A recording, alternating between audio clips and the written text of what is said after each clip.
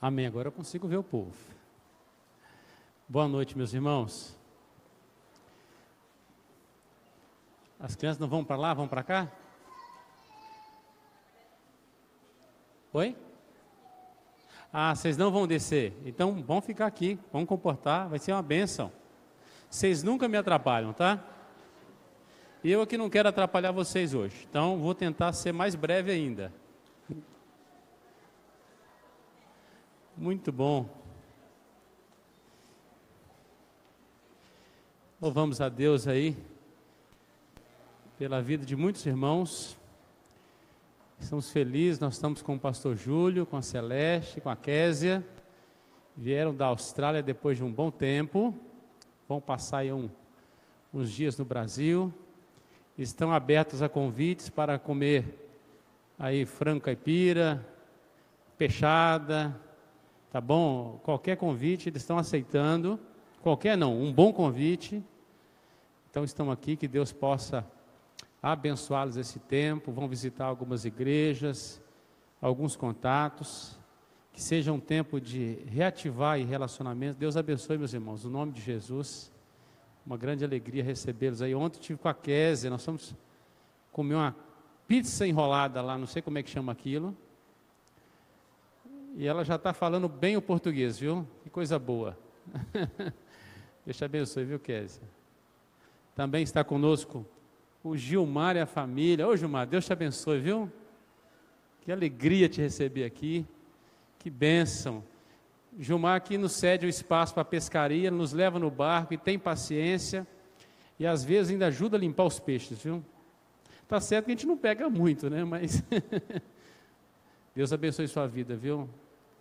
Coração generoso de vocês, eu não esqueço. Deus abençoe ricamente, é uma alegria recebê-los aqui. Os demais visitantes, sejam todos bem-vindos. Que bênção. Domingo que vem, meus irmãos, é o culto especial de Natal. E também, por ser aí a quarta semana, é o domingo de missões da igreja. Então, não esqueça de você separar a sua oferta missionária e trazer no próximo domingo, tá bom? Então nós temos aí esse compromisso no próximo domingo. E você que já deu o seu nome, se você não deu, procure a Adriana ou a Fátima, ela está com a prancheta ali, para você participar da nossa ceia de Réveillon aqui. Abra sua Bíblia comigo em Efésios capítulo 4. Vamos continuar nossa conversa a partir do versículo 17. Temos conversado nesse texto nas últimas semanas. Pela manhã nós falamos um pouquinho aí sobre o ministério dos crentes, a capacitação, a execução, a finalidade de edificar o corpo de Cristo. E agora nós vamos falar um pouquinho sobre essa nova forma de viver. A nova forma de viver do crente em Jesus. A ordem agora é buscar uma vida de santidade, de abandono do velho homem, de uma nova vestimenta do homem em Cristo Jesus, já que nós, estando em Cristo, nós temos uma nova posição, muda tudo a nossa vida. Essa carta de Efésios é uma carta desafiadora. Nós somos tirados do lamaçal do pecado, nós somos tirados do estado de inimizade, fomos colocados em uma alta posição em Cristo Jesus e precisamos viver desta forma. Do verso 17 em diante diz assim: isto, portanto, digo e no Senhor testifico, que não mais andeis como também andam os gentios, na vaidade dos seus próprios pensamentos, obscurecidos de entendimento, alheios à vida de Deus por causa da ignorância em que vivem, pela dureza do seu coração, os quais, tendo se tornado insensíveis, se entregaram à dissolução para com avidez cometerem toda sorte de impureza. Mas não foi assim que aprendestes a Cristo, se é que de fato o tendes ouvido e nele fostes instruídos, segundo é a verdade em Jesus, no sentido de que quanto ao trato passado, vos despojeis do velho homem, que se corrompem segundo as concupiscências do engano, e vos renoveis no espírito do vosso entendimento, e vos revistais do novo homem, criado segundo Deus em justiça e retidão, procedentes da verdade. Continuamos juntos. Por isso, deixando a mentira, fale cada um a verdade com o seu próximo, porque somos membros uns dos outros. Irai-vos e não pequeis, não se ponha o sol sobre a vossa ira, nem deis lugar ao diabo. Aquele que furtava, não furte mais, antes trabalhe, fazendo com as próprias mãos o que é bom, para que tenha com que acudir ao necessitado. Não saia da vossa boca nenhuma palavra torpe, e sim unicamente a que for boa para a edificação, conforme a necessidade, e assim transmita graça aos que ouvem. E não entristeçais o Espírito de Deus, no qual fostes selados para o dia da redenção. Longe de vós toda amargura e cólera e ira e gritaria e blasfêmias, e bem assim toda malícia. Antes, sede uns para com os outros benignos, compassivos, perdoando-vos uns aos outros, como também Deus em Cristo vos perdoou. Amém. Feche seus olhos, ore ao Senhor para que Ele fale ao seu coração nesta noite. Que o inimigo não roube a semente da palavra, no nome de Jesus.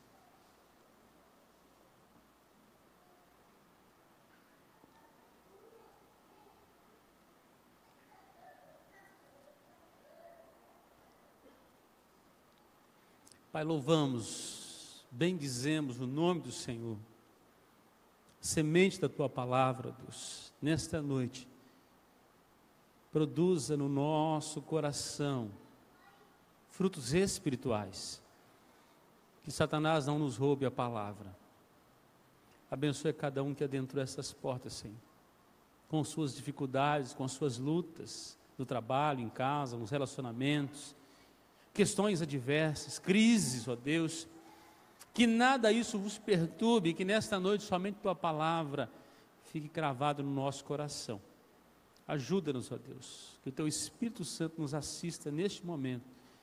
Clamamos por isso no nome de Jesus. Amém. Um novo modo de viver. É isso que o apóstolo Paulo está tratando. As Escrituras do Antigo e do Novo Testamento enfatizam que o povo de Deus precisa ser diferente do povo do mundo. Aqui, na verdade, estamos em peregrinação, somos peregrinos, estrangeiros. Por quê? Porque nós somos cidadãos dos céus. Nós estamos numa alta posição em Cristo Jesus. Nós não somos mais parte deste mundo. Estamos no mundo, mas nele não ficaremos. Um tempo haverá em que o Senhor haverá de nos chamar e nos levar para a eterna glória. Aqui estamos para ser sal da terra e luz do mundo, para que a glória de Cristo brilhe em nossas vidas, e que através dos nossos atos, das nossas ações, o Pai seja glorificado. Temos um novo modo de viver. Cristianismo é um modo vivente, nova vida em Cristo. Para tratar desse tema, Paulo menciona pelo menos 3 processos aqui. Primeiro processo, Paulo fala sobre a caminhada do homem sem Cristo. Observe o texto, versículo 17 até o versículo 19, Paulo vai tratar exatamente de como o homem sem Cristo anda, qual é a sua caminhada. Paulo vai descrever a caminhada de quem? Dos gentios. Quem eram esse é o povo não convertido, é o povo do mundo, é o povo morto espiritualmente. É o povo que não ama, não conhece a Deus, não tem um relacionamento pessoal com Deus. No Antigo Testamento, era a distinção entre a tribo de Israel e aqueles que não eram da tribo. Agora, é entre aqueles que estão em Cristo e aqueles que não estão em Cristo, que caminham sem um relacionamento pessoal com o Salvador. O apóstolo Pedro mesmo vai chamar os gentios, em 1 Pedro, de ovelhas desgarradas. Ou seja, não fazem parte do rebanho, são ovelhas sem pasto, sem pastor, desorientadas por causa do pecado. O profeta Isaías também, Isaías 53:6, quando ele vai falar sobre o servo sofredor, ele diz que nós andávamos como ovelhas desgarradas e desviadas pelo caminho, éramos gentios, éramos pessoas comuns desse mundo, sem o Espírito de Deus, sem o novo nascimento. Paulo vai mostrar que se os gentios não possuem um rebanho, não possuem nenhum pastor, os crentes fazem parte de um rebanho, tem um bom pastor e precisa andar nas pegadas desse bom pastor, tem um motivo para andar. Versículo 17, ele começa assim: isto, portanto, digo, e no Senhor testifico, que não mais andeis. Paulo está falando aqui de caminhada, diversos modos nesta passagem. Primeiro ele descreve a maneira negativa e depois ele vai usar termos positivos. Ele usa aqui um termo, digo. Aqui esse termo está dizendo grito. É isso aí, significa grito. Chamo a atenção pelo nome, exorto, aconselho. Paulo está querendo chamar a atenção dos seus leitores, da sua época. Isto, portanto, digo. Depois assim, no Senhor, testifico, protesto, conjuro, exorto, imploro, pelo amor de Deus, gente. Preste atenção, é isso que Paulo está tratando. É importante o que ele vai falar. Ele utiliza de lágrimas para chamar a atenção dos seus ouvintes, dos seus leitores, de que não vale a pena viver como gentio. Vida de gentio é morte, é vida de escravidão, é vida é uma loucura. E ele vai dizer assim: não mais andeis, abandone o modo de andar do gentio. Se você está andando como gentio, a obra de Cristo não foi operada em sua vida. Nossas vidas precisam agora ter um novo modo de viver. E Paulo já tinha falado disso. Quando lá no versículo 2 do capítulo 2, se você voltar nas páginas aí, ele diz assim: olha, vocês andaram assim. Olha a ficha suja dos crentes. Nós andamos assim, diz assim, olha, nos quais andastes outrora. Diz ele, segundo o curso desse mundo, segundo o príncipe da potestade do ar, do espírito que agora atua nos filhos da desobediência. Esses eram os antecedentes gentílicos, antecedentes criminais no reino, ficha suja, afastada do bom pastor, andavam no curso deste mundo, debaixo da influência e da dominação dos principados, dos potestades, dos demônios, e diz que eles eram desobedientes. Vida de gentio, de gente sem Cristo, é uma vida de desobediência. Um crente não pode ser marcado dessa maneira. Não pode. Ele tem que mudar a forma de andar. Portanto, que não mais andei como andam os gentios. Diante de Deus, os crentes no Senhor Jesus Cristo já não são nem judeus e nem gentios, são cidadãos dos céus. Estão num outro patamar em Cristo, possuem um novo modo de viver. Paulo vai falar isso também quando escreve aos Coríntios, 1 Coríntios 10:32, não vos torneis causa de tropeço, nem para judeus, nem para gentios, nem tampouco para a igreja de Deus. Mudou o nosso jeito de ser. Por isso, nós somos sal da terra e luz do mundo. Preste atenção, o sal é a presença perceptível. Um alimento com e sem sal é fácil de discernir. E a luz? É a presença visível.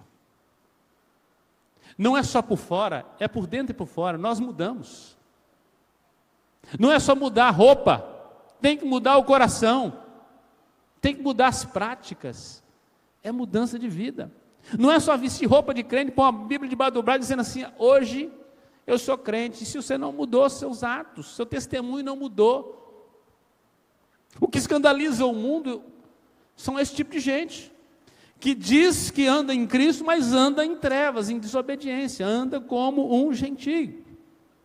Ele continua no texto, dizendo assim: na vaidade dos seus próprios pensamentos. Ou seja, a palavra vaidade aqui é depravação, perversidade da mente, gente de cabeça cozida, que anda de cabeça vazia, sem Deus, andando desta maneira, na vaidade dos seus próprios pensamentos. Verso 18, obscurecidos de entendimento, pessoa que tem a mente encoberta aqui, em trevas, não conseguem compreender, parece que voltaram à primeira série. Por mais que se exorte, por mais que se ensine, por mais que são cegos espiritualmente. Paulo, escrevendo aos Coríntios, 2 Coríntios 4:4, ele diz: nos quais o Deus desse século cegou o entendimento dos incrédulos, para que não lhes resplandeça a luz do Evangelho da glória de Cristo, o qual é a imagem de Deus. Cegou. Por isso, Paulo vai dizer, ele continua no texto, versículo aí, 18, eles estão alheios à vida de Deus por causa da ignorância em que vivem. Estão à margem, alienados, excluídos, distantes, excluídos da intimidade, da companhia. Podemos dizer que estão em outra onda. Eu tinha um professor do seminário, Reverendo Ulisses Horta Simões, hoje ele é o diretor do seminário de Belo Horizonte. E ele, dando aula de vira e mexe, alguém distraía na aula. Ou fazia uma pergunta que não deveria, ou seja, estava desconectado do que estava acontecendo, e ele falava assim: você está em AM, eu estou em FM. Sintoniza, você está na onda errada. Sintoniza na mesma onda do que eu estou ensinando. Muitas vezes as pessoas estão alheias assim, estão dessintonizados com a sintonia do reino de Deus.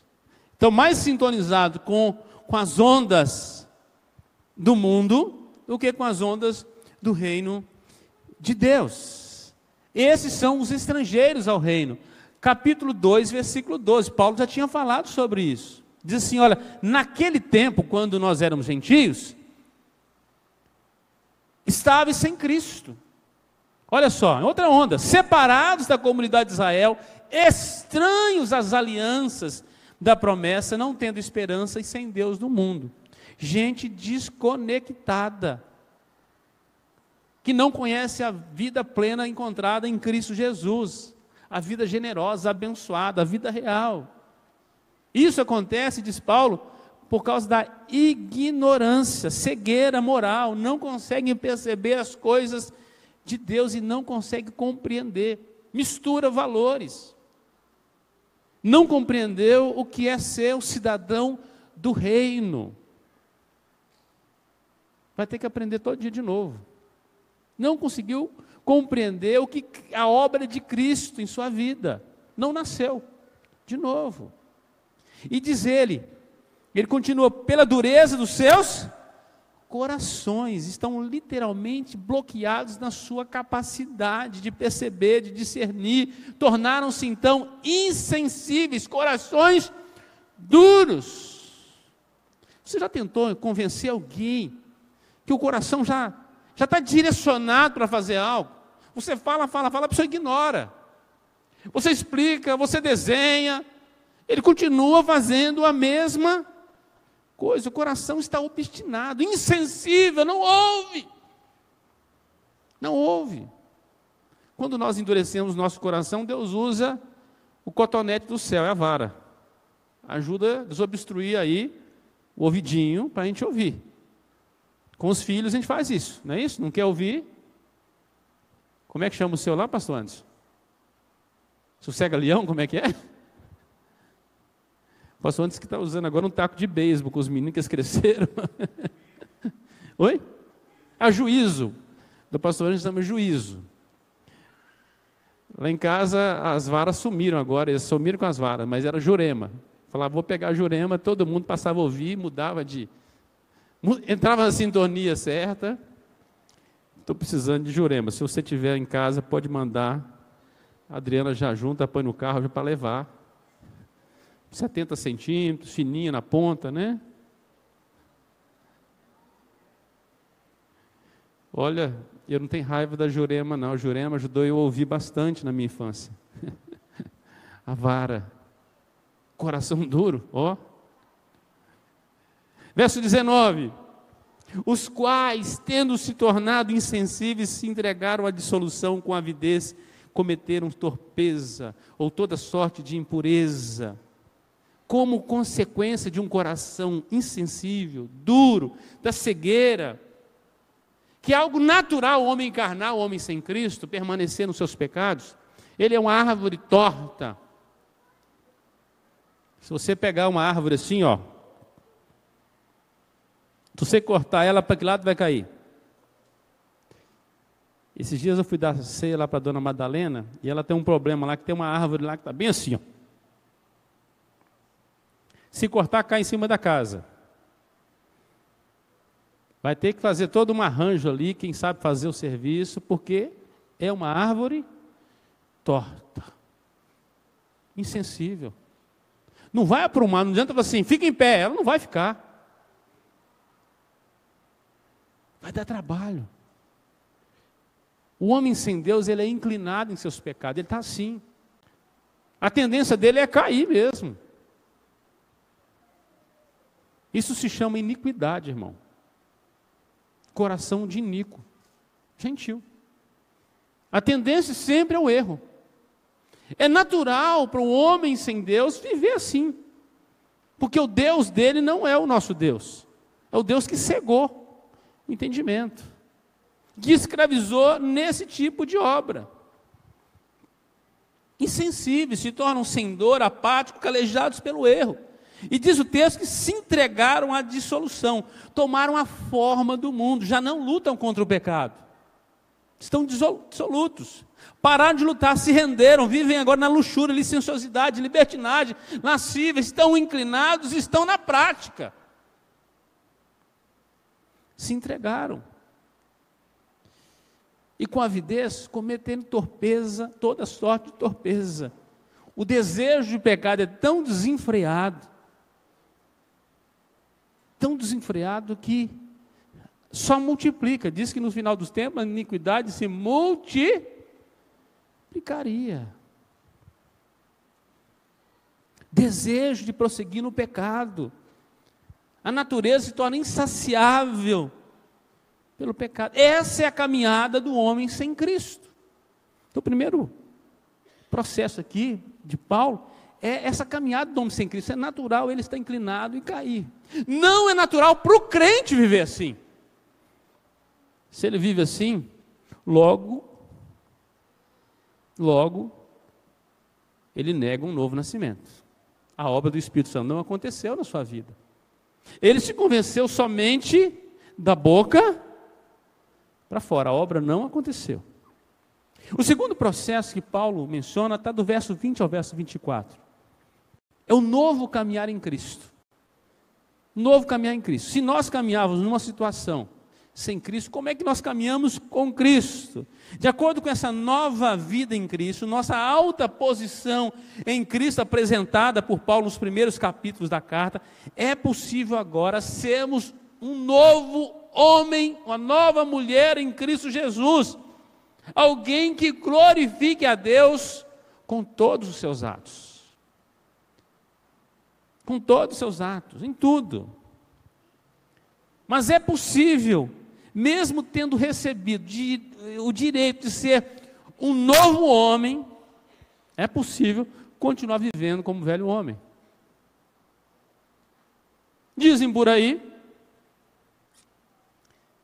que no dia da sua conversão, no dia do seu batismo, foi sepultado o velho homem, ou pelo menos lançaram ele nas águas do batismo. O problema é que o miserável sabia nadar. Entendeu aí? Te persegue, né? O velho homem sempre se manifesta. Está sempre querendo tomar forma. Numa tribo indígena, um missionário trabalhando no campo, um dos índios se aproxima e fala assim: ô missionário, eu sonhei essa noite com 2 cães que brigavam a noite inteira. A noite inteira eles brigavam. E aí o missionário perguntou: e qual é que vencia a batalha? Ele falou assim: aquele que eu dava mais comida para ele. Se você se alimentar da carne, você dá alimento para a sua carne, se você facilitar, você vai cair. Mas se você alimentar do Espírito, você vai viver pelo Espírito. Como é que vence essa batalha? Quem você alimenta mais. Paulo faz agora um contraste, nos dando um novo caminho. Esse caminho é chamado de santificação. Quando era criança, a gente cantava uma musiquinha assim: sempre melhorando, sempre melhorando, sempre melhorando no Senhor. Lembra disso aí, tia? Cristo é nossa vida real, Cristo é nossa vida real, Cristo é nossa vida real, sempre melhorando no Senhor. Ah, com coral melhora, viu? Irmão, tem que melhorar. Do ano passado para cá, como é que está a sua vida com Deus? Orou mais, está buscando mais a Deus, está vencendo seus pecados, como é que está? Ou o miserável que tinha sido afogado no batismo, ressuscitou, tomou forma e está fortão na sua vida. O pecado não pode prevalecer entre nós. Como é que está a nova vida? Versículo 20, Paulo diz assim: mas não foi assim que aprendesse a Cristo. Há um contraste entre a vida com e sem Cristo. Com Cristo, Paulo diz: não é assim que vocês aprenderam, não, gente. Viver nesse mundão aí, nessa vida ruim, não. Alimentando o velho homem, não. Há desafios, há um alvo para o cristão. Maturidade. Ser formado cada dia na escola de Jesus, aprender de Jesus, pelo uso, pela prática, andar junto, andar nas pegadas. É santificação. A obra da salvação, ela continua na vida do crente. Nós presbiterianos pregamos: salvo, salvo para sempre. Mas a Bíblia também diz que nós devemos desenvolver a nossa salvação. Prova agora que você é salvo. Efésios capítulo 2. Versículo 8, 9 e 10. Nós somos salvos pela graça. Mas tem obras para fazer. Uma delas é a obra em nós. Tem que matar o miserável do velho homem todo dia. Todo dia. Todo dia.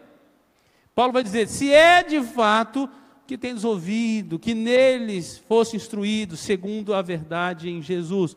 Observe as expressões do apóstolo Paulo. Ele diz assim: nele fosse instruído. Não é ser ensinado sobre Jesus. Não é aprender a respeito de Jesus. Não é aprender a respeito do Natal. É em Jesus. Você não edifica no conhecimento a respeito de Jesus. É andando com Ele. Em relacionamento pessoal com o Salvador. Esse Jesus que é o Verbo. Esse Jesus que é o Evangelho. Não somos ensinados sobre Ele, mas é nele. Só temos vida ligados na videira. Não é sobre a videira. Sei tudo sobre a videira, estou ligado na videira. Não estou.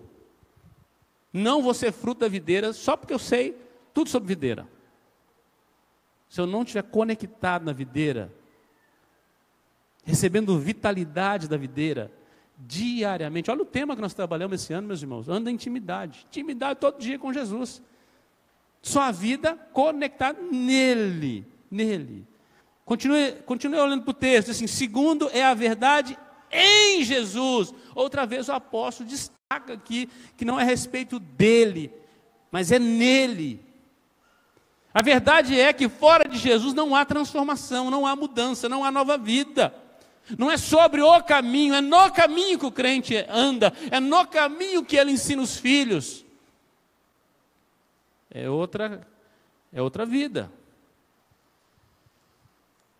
Aquilo que nós aprendemos depois de ouvir sobre Jesus deve nos conduzir a melhorar nossas vidas. O que ouvimos, o que lemos, o que recebemos, deve nos ajudar a decidir como andar agora. Como andar. Olha o verso 22. No sentido de que, quanto ao trato passado, vos despojeis do velho homem. Então, tem vestes velhas aí e tem vestes novas que precisam mudar. Paulo usa dois termos aqui. Primeiro, trato, é o modo de vida, o comportamento do homem sem Cristo. Esse era o jeito do homem viver antigamente. Ele vai dizer assim, olha, despojeis, deixe, remova, coloca de lado, saia desse caminho, despoje o velho homem. Quando sair de casa, decida com qual homem você vai sair. Se é com o novo homem ou com o velho homem. Se é com o velho homem, você vai xingar no trânsito, você vai buzinar, você vai apertar as pessoas, você vai descumprir leis, você vai afastar as pessoas. Se é como um novo homem, relacionamentos serão formados, vidas serão edificadas e transformadas, porque você será sal da terra e luz do mundo. Muda toda a maneira, tudo por causa da maneira que nós estamos andando. O que Paulo está falando? Paulo está falando da nossa natureza adâmica, pecaminosa, aquilo que nós somos em nós mesmos sem Cristo. Se nós nos alimentamos daquilo, aquilo produz frutos de morte. E ele vai dizer assim, olha, que esse homem se corrompe segundo as concupiscências do engano. A velha natureza, nela não há nada de bom. Se engana quem acha que não vai ser enganado. A velha natureza vai te passar a perna. É natural para a velha natureza decomposição, morte, corrupção, depravação. Não há nada de bom na velha natureza. Se você alimentar um pouquinho ela, nela estão as concupiscências, os desejos pelo que é proibido, pecaminoso, que sempre vão querer te levar para o que é falso, para aquilo que é enganoso. Paulo escrevendo aos Romanos, capítulo 7, 18, se puderem, coloca para nós aí. Ele vai dizer, ó, porque eu sei que em mim, isso é, na minha carne, não habita, Romanos 7, 18. Porque eu sei que em mim, isso é na minha carne, não habita bem nenhum, pois o querer o bem está em mim, não porém, vamos ler esse verso junto, vamos lá? Porque eu sei,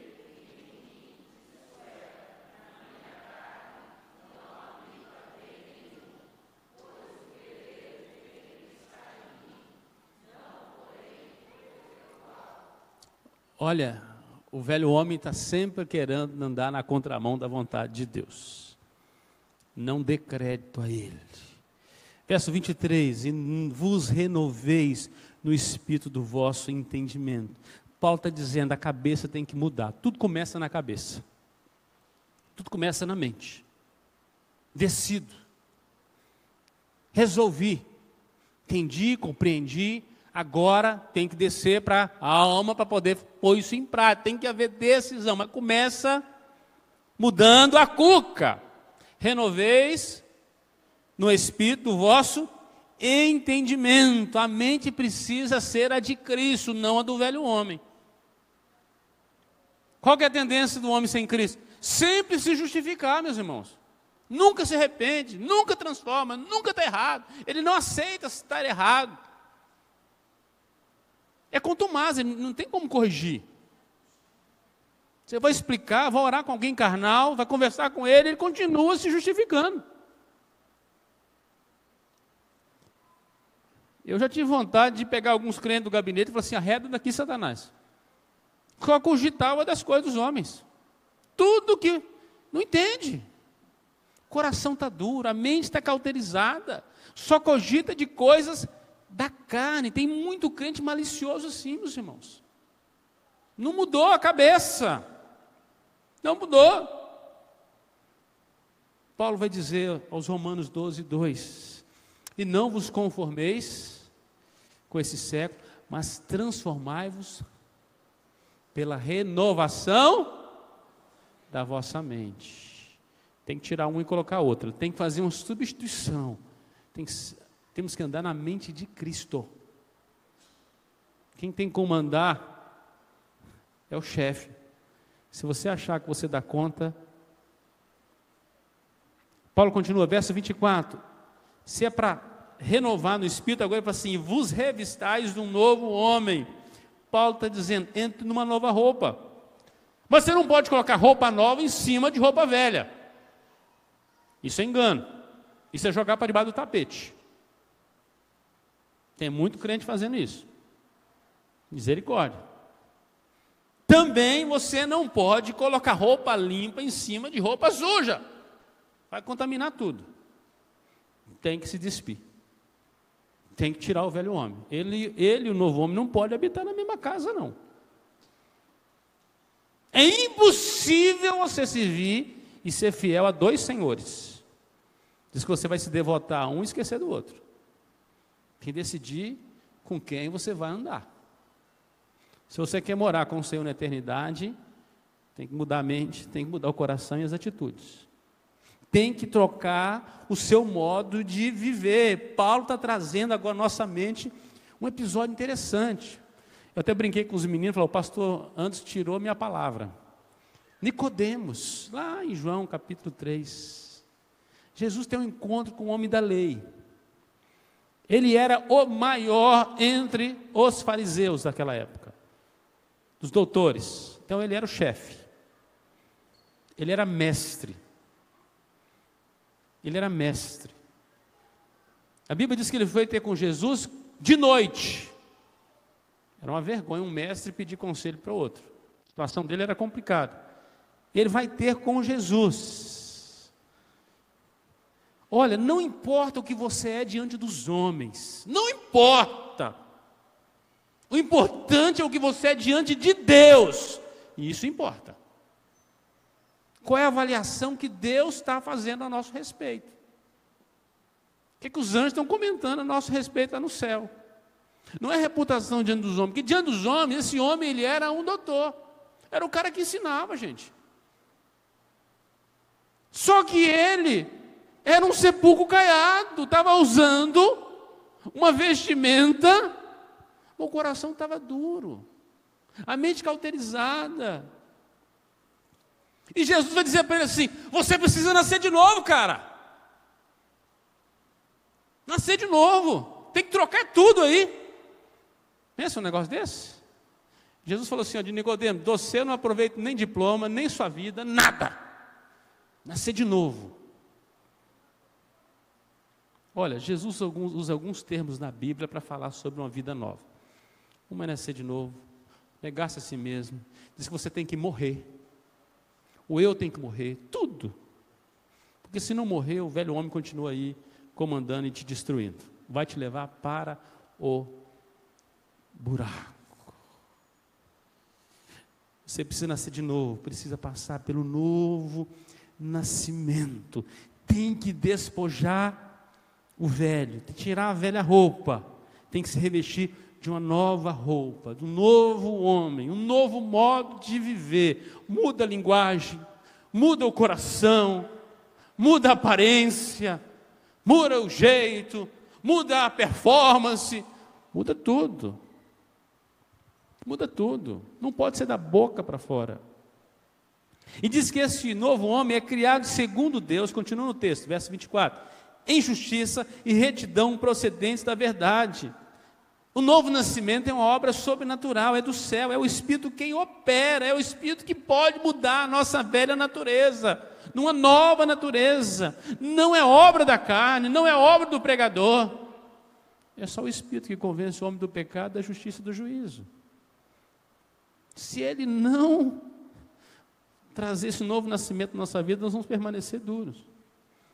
Duros. Nós vamos pedir todo dia ao Espírito Santo: me renova aí. Tira as vestes velhas, eu quero andar novo. Eu quero ser um novo homem, uma nova mulher, em Cristo Jesus. Veja o que Paulo deixou para nós em Gálatas 5, 16, 17.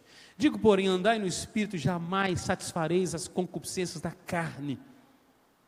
Olha só, andai no Espírito, um novo modo de andar.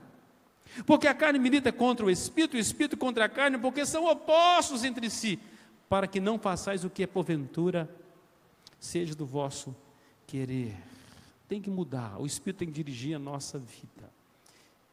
Por fim, na última porção, do verso 25 ao verso 32, Paulo encerra esse capítulo com o terceiro processo, quando ele fala assim: como é que nós vamos caminhar então? Como é que vai ser a nossa prática agora? Como é que vai ser a nossa vida? Já que Paulo falou, olha, o modo de ver dos gentios era esse. Era um velho homem. Mas tem um novo modo de andar. Paulo vai dizer assim, como é que... Por isso, versículo 25 começa assim. Olha interessante. Por isso, por esse motivo, com base na nossa alta posição em Cristo, é hora de trocar roupa. É hora de trocar. Paulo vai fazer agora alguns trocadilhos nesse texto, que são as velhas ações, elas devem ser abandonadas e novas devem ser adquiridas. Paulo está fazendo os mesmos trocadilhos que Jesus fez quando um demônio sai de uma casa. O demônio está numa casa, você repreende, ele sai, diz que ele vai para o deserto, vai passear. A casa fica vazia, adornada. Se outro não habitar naquela casa, diz que ele chama uns parceirinhos pior que ele e leva para dentro da casa de volta. Se Cristo não habitar naquilo que o inimigo saiu, ele volta para lá, para continuar a velha obra. O velho homem tem que morrer, então o novo homem tem que nascer. Então Paulo vai fazer esses contrastes aqui. Não adianta ficar só limpo, tem que se encher novamente. Aí ele começa aí, ó, deixando a mentira, fale cada um a verdade. Se abandona a mentira, tem que colocar algo no lugar agora. O que tem que ser? Verdade. Tira uma roupa, põe outra. Não basta simplesmente nos abstermos de mentir. É preciso também andar na verdade. Precisamos trocar o que é amargo pelo doce, o que é errado pelo certo. E ele direciona essa ação. Não apenas deixar de falar mentira, mas falar a verdade a quem? É nos relacionamentos. Então ele não mandou cortar relacionamento, não mandou aí tampar a boca. Ele falou assim, olha, tem que andar na verdade. Tem que influenciar. Ela tem que ser direcionada ao próximo, ao vizinho, ao companheiro, à comunidade. Por quê? Porque somos membros uns dos outros. A verdade é que mantém, que preserva os vínculos no corpo de Cristo, na igreja. Por quê? Porque nós não apenas somos membros de Cristo, somos membros uns dos outros. Então, a verdade nos conecta. Versículo 26, irai-vos e não pequeis. Olha aí. A ira é algo negativo. Se você levar ela para o lado negativo, pecado. Irai-vos e não pequeis. Paulo está dizendo, você pode até ficar zangado, mas não pode desviar-se do caminho, ou seja, não deixar sua ira te levar a pecar. Você pode ficar indignado com algo, mas aquilo não pode azedar seu coração, envenenar sua alma. Use bem a sua indignação, porque se você usar a sua ira para destruição, aí o velho homem prevaleceu. Ele diz assim, não se ponha o sol sobre a vossa ira, não deixe o veneno da ira descer para o seu coração, fazer morada, pois até a ira justa até a ira justa, algo que você fica zangado, irado, até essa justa, quando ela sofre certa tolerância excessiva, ela vai se transformar facilmente em pecado. Pois irá conduzir você a violar a lei de Deus. Você alimentou aquilo. Em outras palavras, resolva suas pendências antes que o sol se ponha. Brigou com a patroa, não vai dormir de cara virada. Um no sofá, outro. Tem que resolver naquela noite. Sabe por quê? Porque Satanás vai passar a noite inteira trabalhando na mente dos dois para destruir. E sabe o que Satanás faz? Dá razão para os dois. Quando os dois têm razão, não há perdão, não há reconsideração, não há tratamento. Os dois brigaram, Satanás fala assim, você está certo, ele também está certo. Ou seja, podem continuar na briga. Nunca vai ter perdão, não vai ter quebrantamento, ninguém abre mão. Nós precisamos gastar tempo em oração, Deus, limpa meu coração, tira isso, Senhor. Não deixe esse negócio descer para a minha alma e contaminar. Diz que nós temos que vencer o mal com o bem. Verso 27, não dês lugar ao diabo, não dê vantagem, espaço, não dê a sua vantagem, nem sequer uma brecha para o adversário caluniador. Lembre-se da sua alta posição em Cristo. Se você der vantagem, a vantagem que Deus já te deu em Cristo, para Satanás, ele toma espaço e domina a sua vida. Veja o que Paulo escreveu em 2 Coríntios 2, 10 e 11. A quem perdoais alguma coisa, também eu perdoo. Porque de fato, o que tenho perdoado, se alguma coisa tenho perdoado, por causa de vós o fiz na presença de Cristo. Versículo 11. Para que Satanás não alcance vantagem sobre nós, pois não lhe ignoramos os desígnios. Às vezes estamos até vencendo a batalha, aí entregamos a vantagem para o adversário. Ignorou, achou que o adversário já tinha prostrado. Se você der um dedinho de prosa para o velho homem, ele te destrói. Não brinque com o pecado. Verso 28, aquele que furtava, não furte mais, antes trabalhe. Nós cristãos, além de valorizarmos a posse de cada um, além de não roubar, devemos também trabalhar para o bem-estar. Paulo complementa aqui, não apenas o bem-estar pessoal, mas ele complementa o versículo para que tenha com que acudir ao necessitado. Ou seja, além de você não viver à custa do outro, não roubar ou não tomar posse do outro, você trabalhar, porque aquele que não trabalha, diz o apóstolo Paulo aos Tessalonicenses, é bom que não coma, ainda tem a condição de sustentar, de fazer caridade, ter como abençoar vidas.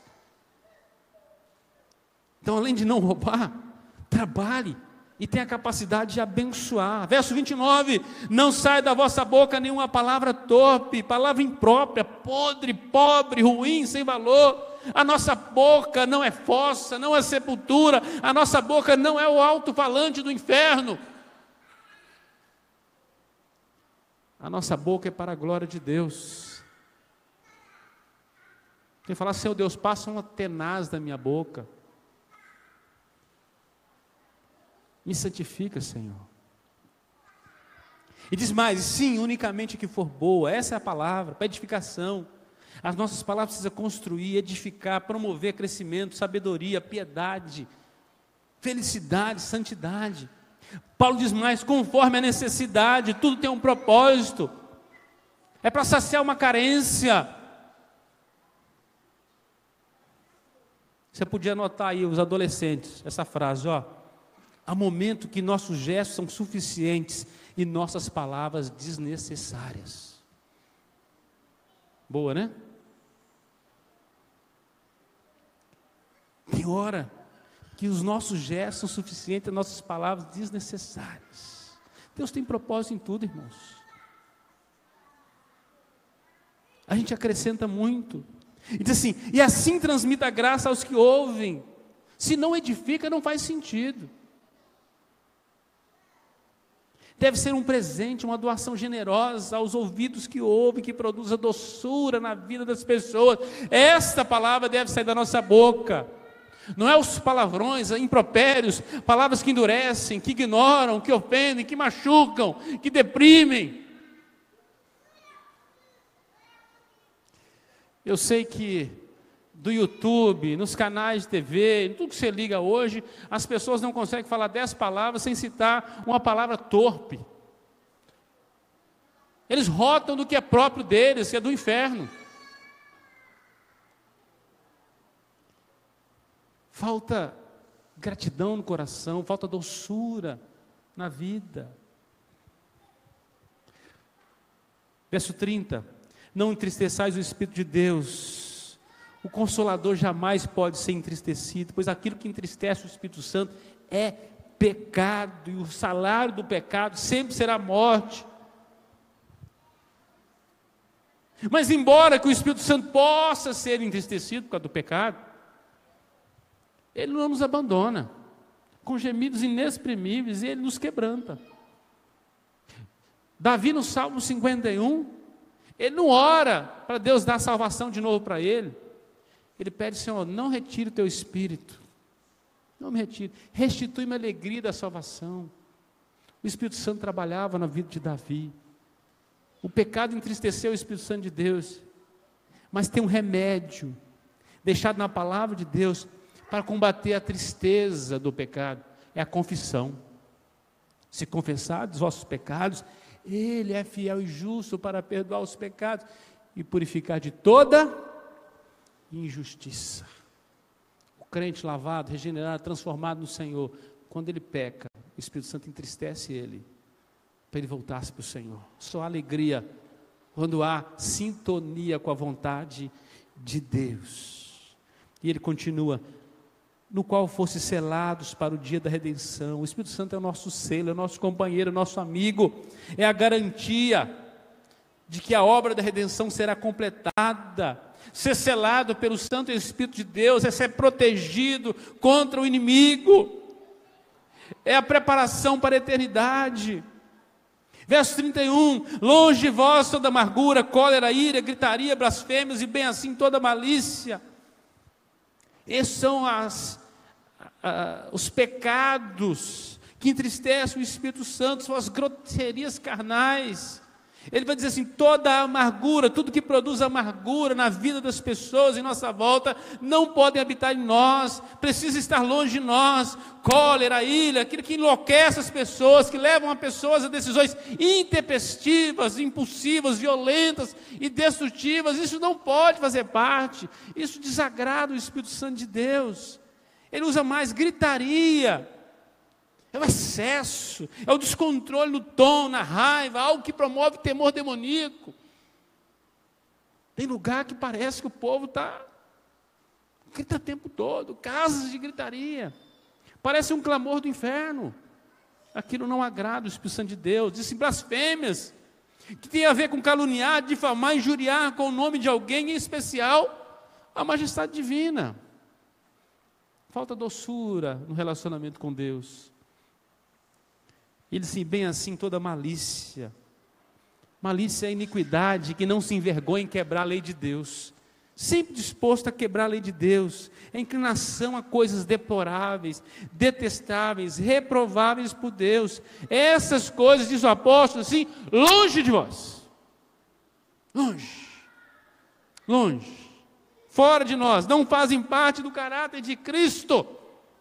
E muito menos do fruto do Espírito Santo. Tem que mudar. A vida cristã não é simplesmente obedecer regras, proibições, mas cultivar virtudes positivas. E aí ele termina. Eu queria terminar com você, versículo 32. Ele diz assim, antes, Sede uns para com os outros, benignos, compassivos, perdoando-vos aos outros, como também Deus em Cristo vos perdoou. Se as coisas anteriores esvaziam o Espírito Santo na nossa vida, entristecem o Espírito Santo, essas, o apóstolo Paulo vai dizer assim, essas nos enchem dele. Essas coisas nos enchem dele. Ele vai dizer, sede benignos, seja uma pessoa de fino trato, de fácil trato, gentil, agradável, benevolente, alguém que agrada a Deus. Seja compassiva, pessoas de bom coração, que ama, que prega a paz, que agradam a Deus. E ele vai dizer assim, ó, perdoando-vos uns aos outros. Pessoas que copiam um bom exemplo de Deus em Cristo, aprendem a perdoar, conseguem agradar a Deus. E a única maneira de perdoar é conhecendo o perdão que vem de Deus, através do perdão que vem de Deus. Nós somos capacitados a exercer.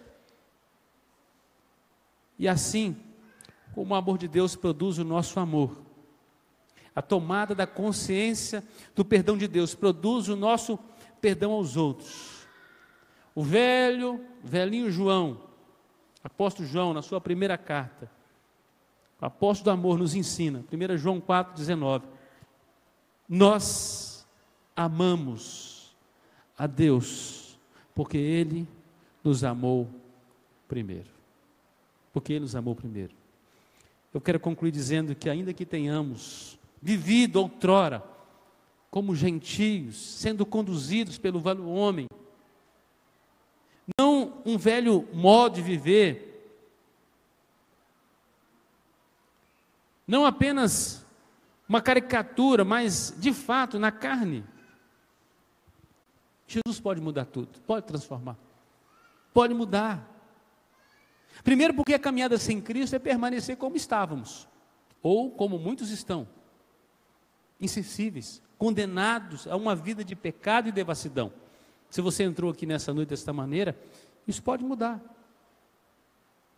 Segundo, porque Deus nos oferece uma nova caminhada, um novo modo de viver, um novo homem, uma nova pessoa em Cristo Jesus, uma nova vida. E a gente tem que se apropriar dela. Terceiro, porque essa nova vida é um despojar e um revestir. É deixar o que é velho, adquirir o novo, mudar os hábitos, mudar a mente, mudar o coração. Precisamos nos esvaziar de tudo aquilo que desagrada a Deus e nos encher daquilo que agrada o Espírito Santo de Deus. Que a palavra santa do Senhor nesta noite te renove em Cristo Jesus, santifique sua vida, te dê segurança em Cristo, te leve para uma vida abundante, um novo modo de viver. Convido você a baixar sua fronte, a ter um tempo de oração. Enquanto o coral se prepara, o maestro vai nos conduzir em 2 hinos. Depois dos hinos nós encerramos com a bênção.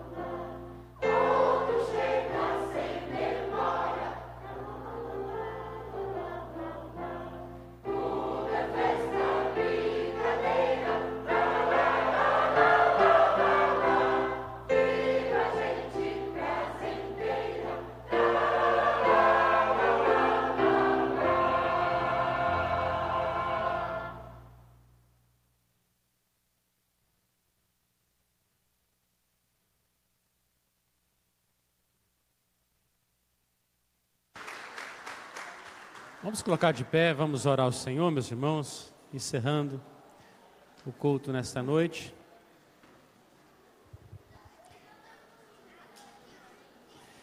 Pai, nós te louvamos, nós te bendizemos, ó Deus, por essa noite. Obrigado, Pai, pela oportunidade de comunhão na Tua palavra, por cada vida que adentrou essas portas. Rogamos Tua bênção sobre o Teu povo, bênçãos de consolo, de fortalecimento, ó Deus, aqueles que tiveram suas perdas, abençoando e abrindo portas para aquele que está desempregado, Senhor, abençoando os casais em crise, aqueles que estão, ó Deus, lutando contra a depressão e doenças, ó Deus, em tratamentos, tenha misericórdia, aqueles que estão convalescidos em seus leitos, visite-os, ó Deus, no nome de Jesus. Que tenhamos uma semana produtiva no reino do Senhor, e que a graça do Senhor Jesus Cristo, o amor de Deus, o nosso Pai, e a comunhão do Espírito Santo de Deus, repouse sobre nós hoje e sempre. Amém e amém. Boa noite para você, meu amado irmão. Estarei à porta para cumprimentar os irmãos. Deus te abençoe.